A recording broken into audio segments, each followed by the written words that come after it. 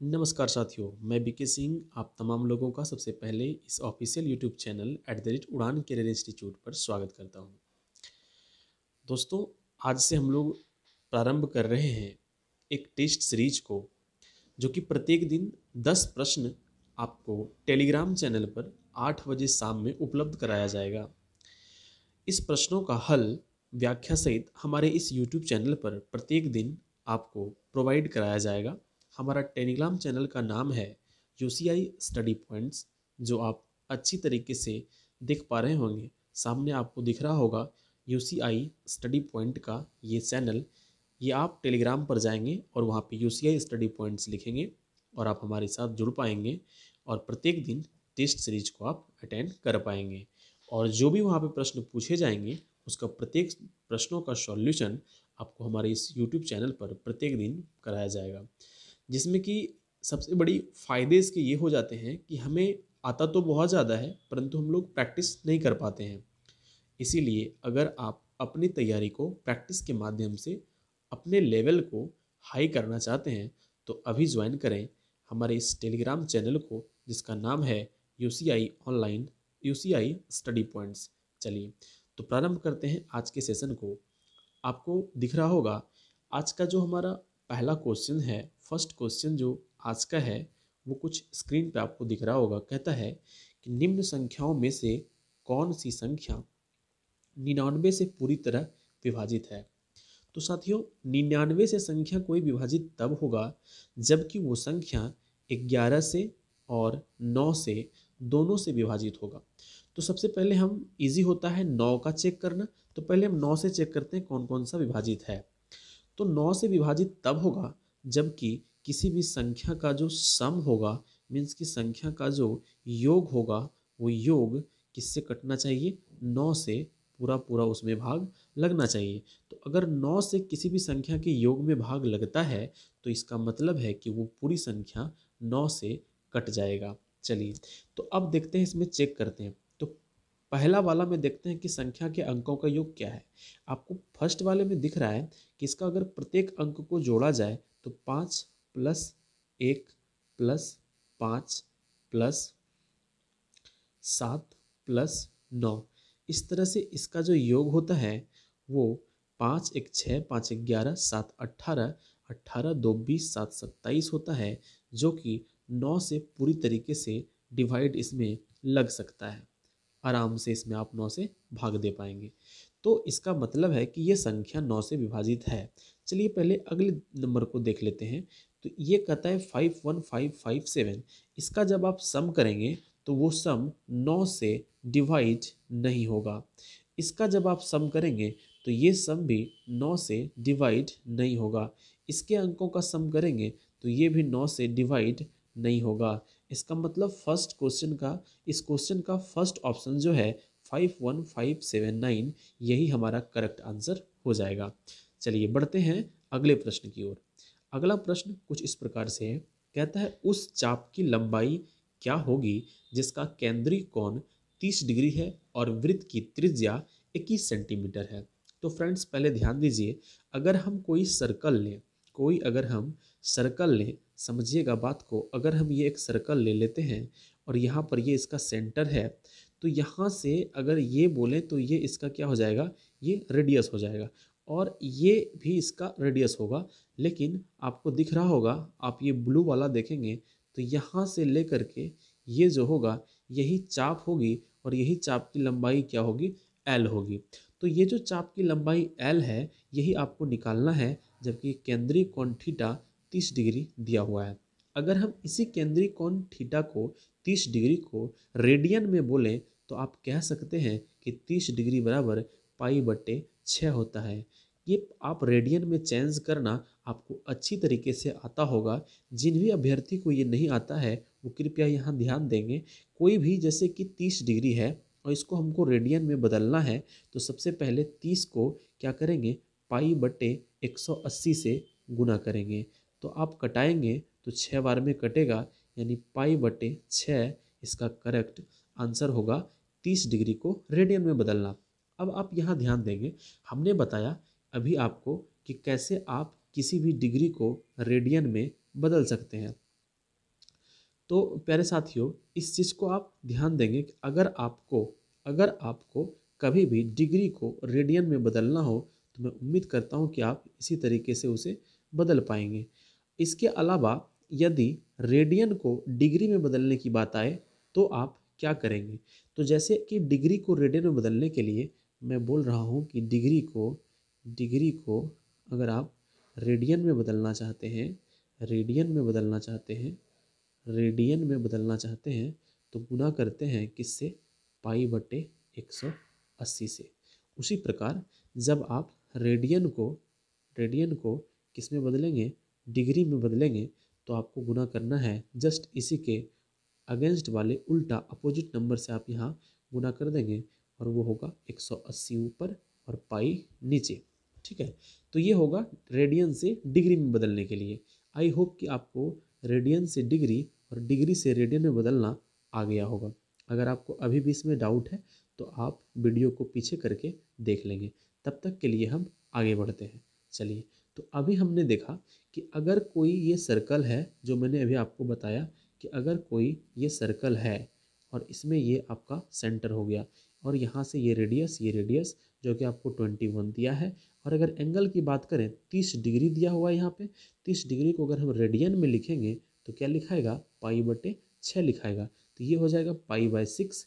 और आपको ये जो लंबाई है, ये जो चाप की लंबाई है, ये चाप की लंबाई आपको निकालनी है।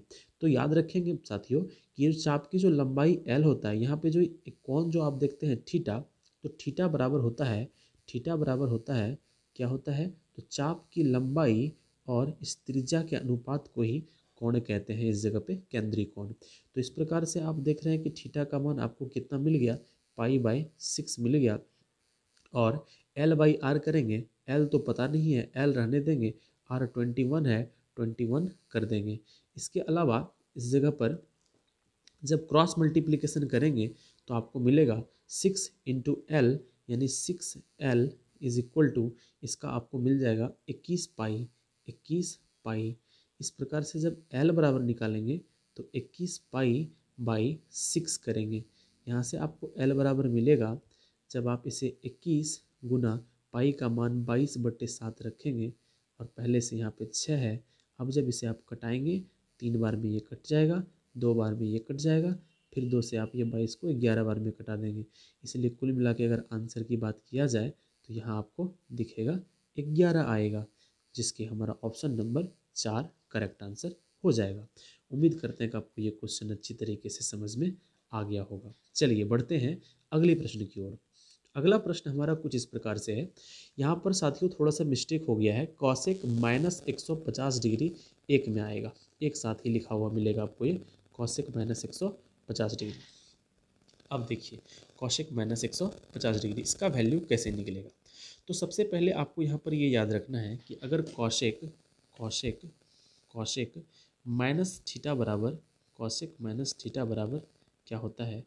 तो कॉसेक माइनस थीटा बराबर कॉसेक थीटा, यानी कॉसेक माइनस थीटा बराबर माइनस कॉसेक थीटा होता है। ये चीज़ें आपको पता होना चाहिए। अगर आपको ये पता है तो आप इसे बना सकते हैं कि कॉसेक -150 डिग्री बराबर क्या हो जाएगा? इस जगह पे बराबर क्या हो जाएगा? Cosec cosec cosec minus theta, यानी minus cosec 150 degree, minus cosec 150 degree. अब माइनस कॉसेक 150 डिग्री आ गया।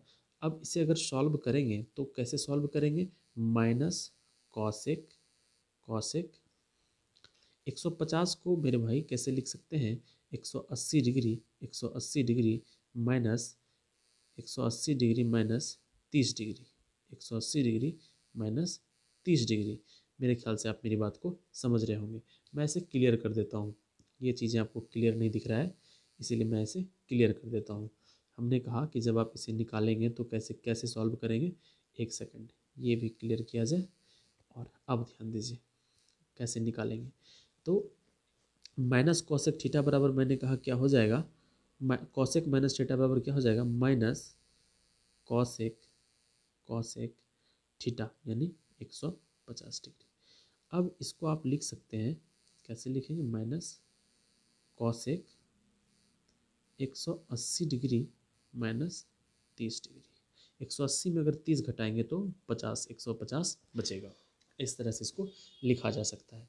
अब अगर यहाँ बात करें आगे आगे की बात करें तो कॉसेक 180 डिग्री माइनस थीटा, तो आपको ये फॉर्मूला याद होना चाहिए कि कॉसेक 180 डिग्री माइनस थीटा बराबर क्या होगा। तो कॉसेक का कॉसेक में ही रहेगा, कॉसेक थीटा, कॉसेक थीटा याद रखेंगे। कॉसेक 180 डिग्री माइनस थीटा बराबर क्या होता है, कॉसेक थीटा, कॉसेक थीटा। इसका फॉर्मूला यहाँ से आपको क्या बन जाएगा, ये कॉसेक कॉसेक थीटा, थीटा की जगह पे क्या है 30 माइनस पहले से है। अब आप जानते हैं कि कॉसेक 30 का मान कितना होता है, 2 होता है, और ये माइनस है तो माइनस लगा देंगे, यानी आपको इसका आंसर क्या मिल जाएगा, -2। अब ऐसे प्रश्न जो एग्जाम में पूछा जाता है मेरे भाई, तो इसके लिए आपको याद होना चाहिए कि किस अंदर कितना डिग्री का वैल्यू कैसे कैसे आता है। तो आइए हम लोग सबसे पहले इसमें इस अगर कॉसेक की जगह सेक होता, टेन होता, साइन होता, तो इसका वैल्यू कैसे निकालते हैं, इन चीज़ों को हम लोग समझ लेते हैं। आइए नेक्स्ट स्लाइड पे और ध्यान दीजिए। जैसे कि मैं अगर बात करूं तो आप सबों ने ये 2 डायमेंशनल ज्योमेट्री पढ़ रखा होगा, जिसमें कि डायमेंशन कुछ इस प्रकार का होता है। अब अगर हम यहाँ बात करें, ध्यान देना भाई, अगर मैं इस जगह पे बात करूँ तो आपने इसका हर एक क्वाड्रेंट का अलग अलग वैल्यू पढ़ा होगा। इस क्वाड्रेंट में प्लस प्लस होता है, ये अगर एक्स एक्सिस इसको मान लें, ये एक्स एक्सिस हो जाएगा, ये वाई एक्सिस हो जाएगा, तो इसमें सभी पॉजिटिव होते हैं, ऑल आर पॉजिटिव। यानी कि इसमें अगर हम साइन की बात कर लें, साइन की बात करें, कॉसेक की बात करें, कॉस की बात करें, टेन की बात करें, कॉसेक, सेक, कॉट, किसी की बात करेंगे तो इसमें सब जो होता है वो किस में होता है, पॉजिटिव होता है। इसमें साइन और कॉसेक, साइन और कॉसेक जो होता है वो पॉजिटिव होता है। इसमें टेन और कॉट, टेन और कॉट इसमें पॉजिटिव होता है, टेन और कॉट। इसमें अगर बात करें तो कॉस, कॉस और सेक, कॉस और सेक, कॉस थीटा और सेक थीटा, सेक थीटा, ये पॉजिटिव होता है। इसमें टेन और कॉट पॉजिटिव होता है, इसमें साइन और कॉसेक पॉजिटिव होता है।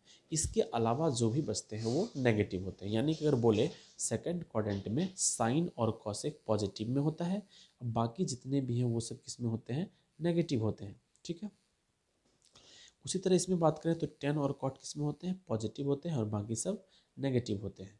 इसमें सभी पॉजिटिव होते हैं। इसमें बात करें तो कॉस और शेक पॉजिटिव होते हैं और बाकी सब नेगेटिव होते हैं। अब रही बात कि हम इस जगह पे फॉर्मूला कैसे लाएंगे, इस जगह पे फॉर्मूला जो हम लोग करेंगे सॉल्व, वो कैसे आएगा, किस फॉर्मूला को कैसे। तो अब आपको एक्सिस में एक बातें और ध्यान में रखनी होगी, एक बातें और ध्यान में रखनी होगी कि कहाँ पे कितनी डिग्री का एंगल फॉर्म होता है। ठीक है, चलिए, तो जैसे कि ये अगर एक्सिस है तो यहाँ पे 0 डिग्री या फिर 360 डिग्री। यहाँ की बात कर लें तो ये 90 डिग्री तक, ये बात करें तो ये 180 डिग्री, यहाँ पे बढ़े तो 270 डिग्री। ऐसे करके भ्रामक किरणें जो है, जब ऐसे करके भ्रामक किरणें घूमती है, इधर से इधर घूमती है, तो प्लस में कौन बनता है, और जब भ्रामक किरणें इधर से घूमना शुरू कर देगी तो कौन जो बनेगा, वो माइनस में बनेगा। ठीक है, तो अब है कि अगर 180 डिग्री माइनस थीटा की बात किया जा रहा है, मैं कह रहा हूँ कि यदि 180 डिग्री माइनस थीटा की बात किया जा रहा है, तो इससे साफ तात्पर्य है कि जो एंगल है वो सेकंड क्वाड्रेंट में है, क्योंकि यहाँ पे होता है 90 तक। यहाँ तो 0 से स्टार्ट हुआ, 0 से 90 के बीच का सभी कोण यहाँ होगा, 90 से 180, यहाँ देखो 180 डिग्री यहाँ मैंने बताया, तो 180 माइनस यानी इससे पीछे, यानी सेकंड क्वाड्रेंट में एंगल होगा। तो देखिए, अब सेकंड क्वाड्रेंट में यदि होगा जैसे 180 डिग्री माइनस थीटा, तो एक चीज़ और, 180 degree minus theta second quadrant में, और हमने अभी तुरंत बताया था कि सेकेंड क्वाड्रेंट में कौन कौन पॉजिटिव होता है। सेकेंड क्वाड्रेंट में पॉजिटिव जो होता है वो कौन कौन होता है पॉजिटिव, अभी तुरंत हमने बताया था कि सेकेंड क्वाड्रेंट में कौन कौन होता है, साइन थीटा, साइन थीटा और कॉसेक थीटा, कॉसेक थीटा, ये सब किस में होता है, पॉजिटिव होता है। किस में, फर्स्ट क्वाड्रेंट, सेकेंड क्वाड्रेंट में। और हमने अभी जो निकाला था इस क्वेश्चन में, आपको याद होगा कि हमने अभी निकाला था cosec, cosec 180 degree minus 30 degree, ये फॉर्मूला का हमने अभी यूज किया था पिछले सवाल में। तो अब देखेंगे कि देखो कॉसेक है, तो कॉसेक जो है 180 degree minus theta, 180 degree minus theta ये किस में गया, सेकेंड क्वाड्रेंट में गया। अच्छा, इसके बाद अगर हम यहाँ वैल्यू की बात करेंगे, अगर इसकी हम वैल्यू की बात करेंगे, सेकेंड क्वाड्रेंट में चला गया, तो अब कॉसेक चेंज करेगा क्या, कॉसेक चेंज करेगा क्या, इसका वैल्यू प्लस में होगा या माइनस में होगा। तो आप जानते हैं ये कॉसेक है, 180 माइनस 30 चला गया सेकेंड क्वाड्रेंट में, और सेकेंड क्वाड्रेंट में कॉसेक किस में होता है, प्लस में, इसलिए इसका रिजल्ट जो भी आएगा किस में आएगा, प्लस में आएगा। इतना तय हो गया। अब देखो याद रखना कि 90 डिग्री वाला जो रहता है वो चेंज करता है, ठीक है, 190 डिग्री वाला और 270 डिग्री वाला भी चेंज करता है। लेकिन अगर इसी जगह पे 180 डिग्री आ जाए या 360 डिग्री आ जाए तो ये दोनों मेरे भाई चेंज नहीं करता। अगर कॉस है तो कॉस, साइन है तो साइन, इसी में रहता है। ऐसा क्यों? तो देखो डिटेल अभी ज़्यादा यहाँ नहीं जानना है। 90 इंटू ऑड होता है, ऑड वाला चेंज करता है, इवन वाला चेंज नहीं करता है, बहुत सारी है। अभी हमको सवाल को समझना है कि इस तरह का आगे भी सवाल आए तो बन जाए, ठीक है। तो अब देखिए, तो ये जो कॉसेक हुआ, तो अब आप कहेंगे कि ये जो कॉसेक हुआ इसका वैल्यू की अगर बात किया जाए यहाँ पे तो क्या हो जाएगा, कॉसेक कॉसेक में ही रहेगा, यानी ये कॉसेक किस में रहेगा, कॉसेक में ही रहेगा, कॉसेक में ही रहेगा। 180 माइनस 30, देखो 180 डिग्री माइनस थीटा बराबर क्या है, कॉसेक थीटा, कॉसेक थीटा में थीटा का मान 30 है तो 30 दे दिए। तो और प्लस में या माइनस में, तो किस में आया, प्लस में आया। तो यही हमने कॉसेक 180 डिग्री माइनस थीटा बराबर लिखा था कॉसेक थीटा, यानी कॉसेक 30 डिग्री, और एक माइनस वहाँ पहले से था इसीलिए माइनस प्लस वहाँ क्या हो गया था, माइनस कॉसेक 30 डिग्री। तो इसका मान -2 हमारे सवाल में आ गया था। सवाल उठता है अगर इस जगह पे दूसरा भी रहेगा तो क्या आप समय को बचाते हुए आप सॉल्व कर पाएंगे? अगर इस जगह पे दूसरा क्वेश्चन भी आ जाए वैल्यू निकालने के लिए तो क्या आप इसमें टाइम बचाते हुए सॉल्व कर पाएंगे? तभी तो बताने का ये तरीका जो भी है मैं आपको डिटेल में बता रहा हूँ, ये सार्थक तब होगा जब आप उसे खुद कर पाएंगे। चलिए, तो हम 1-2 क्वेश्चन आपको देते हैं, आप खुद भी करके यहाँ पर ट्राई कर सकते हैं। जैसे कि अगर आपको बोल दिया जाएगा कि टेन 180 डिग्री माइनस 20 डिग्री बराबर क्या होगा, अगर पूछा जाए तो देखो भाई 180 माइनस थीटा सेकेंड क्वाड्रेंट में जाएगा और उसमें साइन और कॉसेक, यहाँ मैं यहाँ लिखता हूँ, यहाँ क्वाड्रेंट में यहाँ बनाता हूँ, सेकेंड क्वाड्रेंट में जाएगा। यहाँ पे साइन और कॉसेक यही दो तो होता है प्लस में, बाकी तो सब माइनस में, यानी 10 भी किस में आएगा, माइनस में आएगा। अच्छा, 180 डिग्री वाला है तो चेंज तो नहीं करेगा, तो -10, और थीटा है तो थीटा 20 डिग्री। तो आप ऐसे करके इसका वैल्यू निकाल सकते हैं। इसी प्रकार से अगर हम आगे इसमें और हम कोई क्वेश्चन आपको दें तो आप उसे भी आसानी से सॉल्व कर सकते हैं, ठीक है। कैसे, ध्यान दीजिए, अगर आपको पूछा जाए कॉट का पूछ ले या कॉस का पूछ ले, कॉस 270 डिग्री भी पूछा जा सकता है, 270 डिग्री प्लस थीटा पूछ सकता है। देखो कॉस 270 प्लस, तो 270 कहाँ पे होगा, 270 यहाँ बनेगा, 270 प्लस का मतलब हो गया ये चौथा क्वाड्रेंट में। और चौथा क्वाड्रेंट में क्या होता है, अच्छी तरह से आप जानते हैं कि कॉस और सेक प्लस में होता है। ये कॉस है तो कॉस तो प्लस में रहेगा ही। अच्छा, 270 है तो 90 वाला और 270 वाला दोनों क्या होता है, चेंज होता है। तो चेंज करेगा, कॉस किस में चला जाएगा, साइन में चला जाएगा। तो यानी कि यहाँ कॉस नहीं होकर के यहाँ क्या हो जाएगा, साइन हो जाएगा। कॉस रहेगा प्लस में लेकिन कॉस बदलेगा किस में, कॉस बदलेगा तो साइन कॉस में, कॉस साइन में, ये साइन में। तो क्या हो जाएगा यहाँ पर ये हो जाएगा साइन थीटा, यानी कॉस 270 डिग्री प्लस थीटा बराबर क्या हो जाएगा, साइन थीटा। आई होप कि आप इन चीज़ों को पूरी अच्छी तरीके से समझ गए होंगे, ठीक है। चलिए बढ़ते हैं हम लोग अगले क्वेश्चन की ओर। तो आज का नेक्स्ट क्वेश्चन हमारा आपके बोर्ड स्क्रीन पर आपको दिख रहा होगा। कहता है एक गैर शून्य संख्या और उसके व्युत्क्रम संख्या का योग 2 है, वह संख्या क्या होगी? तो ध्यान दीजिए, एक गैर शून्य संख्या मतलब वो शून्य नहीं होगा। देखिए यहाँ ध्यान दीजिए, ये कहता है गैर शून्य संख्या मतलब साफ है कि वो संख्या शून्य नहीं होगी। और उसके व्युत्क्रम अगर 1 है तो 1 का व्युत्क्रम, देखो 2 है तो 2 का व्युत्क्रम क्या होगा, समझिएगा, ध्यान से समझिएगा इस चीज़ को। मैं बोल रहा हूँ कि अगर क्या हो, अगर 5 है तो 5 का व्युत्क्रम 1/5, 9 है, 9 का व्युत्क्रम 1/9। तो उस दोनों के व्युत्क्रम का योग कितना है, 2 है, समझिएगा 2 है। तो देखो अगर हम ऑप्शन से भी देखें तो पहला ऑप्शन आपको 1 दिखता है, तो 1 तो हो गया, इसका व्युत्क्रम क्या 1/1, आज देखो तो इस दोनों को जोड़ करके क्या 2 आता है क्या? बिल्कुल आता है। तो फर्स्ट क्वेश्चन का ये पहला ऑप्शन ही हमारा आंसर हो जाएगा। ठीक है, आगे चेक करने का कोई ज़रूरत नहीं है। आप चेक करना है तो करके देख सकते हो। अगर हम इसको चेक करें तो आपको दिखेगा यहाँ पे क्या हो जाएगा, 2 हो जाएगा।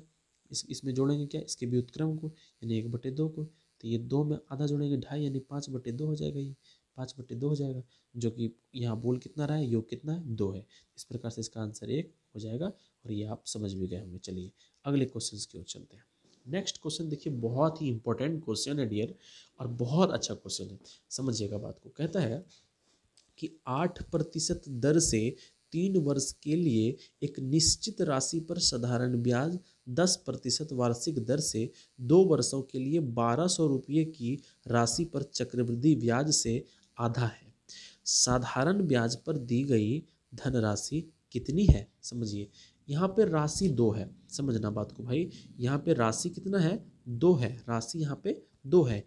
एक राशि को देखो 8% के रेट से 3 वर्ष के लिए दिया गया, और ये किस पर दिया गया है, तो ये साधारण ब्याज पर दिया गया है। और दूसरी राशि कितना है, 1200 है, जिसको 10% के रेट पर 2 वर्ष के लिए दिया जा रहा है। इस पर जो ब्याज मिलेगा, सेकंड वाला जो राशि 1200 दिया है, इस पर जो ब्याज मिलेगा, इसका ये 8% से 3 वर्ष में जो ब्याज मिलेगा, ये क्या है, इससे आधा है। ठीक है, ये क्या है, इससे आधा है। तो अब आपको बताना है कि एसआई वाला जो 8% से 3 में दिया गया है, इसमें कितना रुपया दिया गया है, राशि कितना दिया गया था। ठीक है, आइए तो हम लोग सवाल को बनाते हैं आसानी से। ठीक है, बहुत इजी सवाल है, इसको आप बेसिक से मत जाओ। बहुत सारे बच्चे क्या करते हैं, इसको बेसिक से जाते हैं, 8% के रेट से 3 वर्ष पे अब निकालेंगे फॉर्मूला बैठा के। आपको वो नहीं करना। आप देखो, मान लो कि यहाँ से उसको x रुपया दिया होगा। समझना, 8% के रेट से 3 वर्ष का साधारण ब्याज कितना होगा। तो साधारण ब्याज निकालने का सीधा तरीका है कि रेट को टाइम से मल्टीप्लाई कर देना है। रेट को टाइम से क्या करना है, मल्टीप्लाई कर देना है। ध्यान से समझिएगा, रेट को टाइम से क्या करेंगे, मल्टीप्लाई कर देंगे। तो 8 × 3 ये क्या हो जाएगा, 24%। तो मान ये देखो 24% ये होगा, 24% होगा ना, 24%। समझो, तो 24% मिला होगा क्या, 8% के रेट से 3 वर्ष में उसको साधारण ब्याज। तो किसका 24% मिला होगा, जितना रुपया दिया होगा। तो मान लो उसको दिया x रुपया, तो x का 24% उसको मिला होगा साधारण ब्याज। चक्रवृद्धि ब्याज की अगर बात करें तो ये कितना मिला होगा, तो 10% के रेट से 2 वर्ष का चक्रवृद्धि ब्याज कितना होगा। तो देखो 10% के रेट से पहले टाइम और रेट को दोनों को मल्टीप्लाई किया जाता है। तो 10 गुना जब 2 करेंगे आप तो कितना हो जाएगा, 20 हो जाएगा। ठीक है, अब जो रेट दिया है 10 का स्क्वायर, तो 10 का स्क्वायर का क्या हो जाएगा, 100। 2 अंक के बाद, 2 वर्ष दिया है तो 2 अंक के बाद यहाँ दशमलव देगा, जोड़ देंगे, तो ये 21% निकल जाएगा ब्याज। तो 10% के रेट से 2 वर्ष का चक्रवृद्धि ब्याज कितना आएगा, 21%। और ये 21% किसका, 21% किसका, तो आप अच्छी तरह से जानते हैं कि 21% यहाँ कह रहा है किसका, 1200 का। मतलब ये 1200 का 21% है। क्या है, 1200 का 21%। तो ये जो मिला होगा चक्रवृद्धि ब्याज, वही कह रहा है कि इसका देखो साधारण ब्याज इतना के मिलने पर चक्रवृद्धि ब्याज से आधा है। इस चक्रवृद्धि ब्याज से ये जो है आधा है। हम चिन्ह दिए हैं किसका, बराबर का, और ये है क्या, आधा। तो बराबर करने के लिए इसको भी क्या करना होगा, 2 से गुना करना पड़ेगा। चलो 2 से गुना कर दिए। तो अब देखिए 24 × 2, तो x बराबर यहाँ से क्या हो जाएगा, परसेंटेज से परसेंटेज कट जाएगा। ठीक है, तो x बराबर यहाँ से देखो तो क्या हो जाएगा, ये है 1200 रहा, और यहाँ पे क्या है 21 रहा। अब ये गुना क्या हो जाएगा, 24 और 2 यानी 2 × 24, ये आपका जो है यहाँ पे हो जाएगा गुना। तो अब देखिए आप कैसे कटाएंगे इसको। तो ये 12 है, ये 12 है, और यहाँ पे 24 दूना क्या हो जाएगा, 48। तो 12 चौके 48, 4 बार में कट जाएगा। ऊपर 100 अभी यहाँ बचा है, तो 4 से इस 100 को 25 बार में कटा देंगे। अब 25 × 21 करेंगे, 25 × 21 करेंगे तो कितना आ जाएगा, 525 रुपया उसको दिया गया होगा, साधारण ब्याज पे लगाया गया होगा। तो आपका पहला नंबर ऑप्शन जो है ये करेक्ट आंसर हो जाएगा। उम्मीद करते हैं कि आप इस चीज़ को बढ़िया से समझे होंगे। अगर आपको अभी भी इस पे डाउट है तो आप वीडियो को पीछे करके देख भी सकते हैं, अन्यथा एक बार देखो, मैं इसको आपको जल्दी में करके रिवीजन करके बताता हूँ आपको लिखना क्या है। इतना चीज़ें आपको लिखना नहीं है एग्जाम में, जब भी आप करोगे। देखो इसमें डायरेक्ट हम कर सकते हैं, 8% के रेट से 3 वर्ष का कितना, 24%। मान लिया कि x रुपया लगाया, तो x रुपया लगा तो उसको उसका कितना मिला होगा, 24% मिला होगा। अब बराबर यहाँ पे करेंगे तो 1200 रुपये का 10% के रेट से 2 वर्ष का चक्रवृद्धि ब्याज कितना, 21%। तो 1200 का कितना मिला होगा, 1200 का 21% ये मिला होगा इसको चक्रवृद्धि ब्याज। इसका ये आधा है, बराबर करने के लिए इसको भी 2 से गुना कर देंगे, दोनों बराबर हो जाएगा। अब अगर कटाएंगे यहाँ से तो क्या होगा, परसेंटेज से परसेंटेज कट जाएगा, समझना बात को, परसेंटेज से परसेंटेज कट जाएगा। अब यहाँ 24 गुना ये 2 48 हुआ, 48, यहाँ है 12, तो 12 चौके 48 कट गया। तो यहाँ बचा 4, 4 से कटाएंगे 100 है तो 25 बार में ये कट गया। तो सीधा x का मान क्या होगा, 25 गुना 21 करेंगे तो x का मान कितना हो जाएगा, 525। 525 रुपया जो होगा आपका ये करेक्ट आंसर, ये पहला वाला आपका आंसर हो जाएगा। ठीक है, चलिए उम्मीद करते हैं आप समझ गए होंगे। अब मैं नेक्स्ट क्वेश्चन पे चलता हूँ। आज का अगला प्रश्न हमारा है कि रुचिर 20 किलोमीटर प्रति घंटा की गति से चलकर और रुकमा 25 किलोमीटर प्रति घंटा की दर से चलकर साइकिल चलाते हुए एक दूसरे की तरफ आते हैं। यदि वे 48 मिनट के बाद मिलते हैं तो शुरुआत में उसने कितने बीच की दूरी, देखो तो दोनों उनके बीच की दूरी कितनी होगी शुरू में। तो मान लिया जाए कि अगर यहाँ ये जो रुचिर है, ये जो रुचिर है, मान लिया जाए यहाँ पे है रुचिर, रुचिर यहाँ पर है, ठीक है। और रुकमा जो है, ये रुकमा जो है दूसरा पर्सन, रुकमा जो है, ये रुकमा यहाँ पे है, रुकमा ये है रुकमा, ये इधर चलेगी और ये इधर चलेगी। तो प्रारंभ में इसके बीच की दूरी, मतलब ये वाला दूरी आपको निकालने के लिए बोला गया है, यही दूरी निकालने के लिए बोला गया है। तो अब देखो कि चलता है 48 मिनट के बाद ये दोनों क्या हो रहा है, मिल रहा है। 48 मिनट यो चला, 48 मिनट यो चला, फिर एक जगह जाके दोनों मिल गया। तो देखो 48 मिनट में ये कहाँ तक गया, 48 मिनट में ये कहाँ तक गया। तो जितना दूरी ये गया, जितना दूरी ये गया, दोनों जोड़ी को जोड़ देंगे दोनों को, तो यही टोटल डिस्टेंस इसका निकल जाएगा। ठीक है, ईजी हो जाएगा। तो देखो अब 48 मिनट यहाँ दिया हुआ है, 48 मिनट तक चला। इसको घंटा में अगर बात करें तो 48/60, 4 बार में कटाएंगे, बच्चों को 48, 12×5 = 60, तो ये कट जाएगा। तो अब देखिए 4/5 घंटा हो गया, इसका मतलब ये कितना हो गया, 4/5 घंटा। तो रुचिर जो इधर से चला होगा, तो ये 4 ये जो रुचिर चला होगा यहाँ से 4/5 घंटा में कितना दूरी तय किया होगा, दूरी बराबर चाल गुना समय। तो ये जो दूरी तय किया होगा इसका चाल कितना है, 20 है। तो 20 हो गया चाल, और गुना समय कितना, 4/5 घंटा। 4/5 घंटा, 5 से कटाइएगा 4 बार में, 4 चौके 16, यानी कि 16 किलोमीटर ये जो है इधर से चली होगी। ठीक है, 16 किलोमीटर यहाँ से ये चली होगी। अब इसका अगर बात करें तो ये 25 किलोमीटर प्रति घंटा से चल रही है। तो 25 किलोमीटर प्रति घंटा ये तो हो गया चाल, गुना समय क्या है, 4/5, 5 से कटाइएगा 5 बार में, 5 चौके 20, तो ये कितना 20 किलोमीटर। ये 20 किलोमीटर आई, ये 16 किलोमीटर आई। तब दोनों एक जगह मिली, दोनों के बीच का दूरी कितना, दोनों को जोड़ देंगे।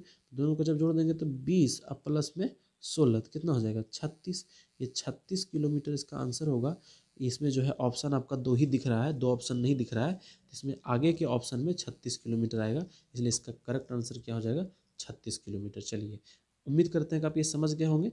नेक्स्ट क्वेश्चन की ओर चलते हैं हम लोग। ठीक है, चलिए अगला प्रश्न हमारा कहता है कि यदि 8 रुपये में 15 चाकू खरीदता है, ठीक है, और 6 रुपये में, यहाँ चाकू होगा, चीकू लिखा गया है, 6 रुपये में 10 के रेट से उसको बेच दिया, तो परिणाम क्या हुआ। ठीक है, इसका परिणाम क्या हुआ, हानि हुआ, लाभ हुआ, क्या हुआ।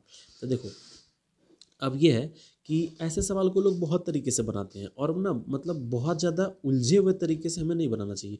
मैं बहुत आसान तरीका बताता हूँ। 8 रुपया, समझना, 8 रुपये में 15 के रेट से क्या किया, खरीदा, 15 के रेट से खरीदा, और 6 रुपये में कितने के रेट से बेचा, 10 के रेट से बेचा।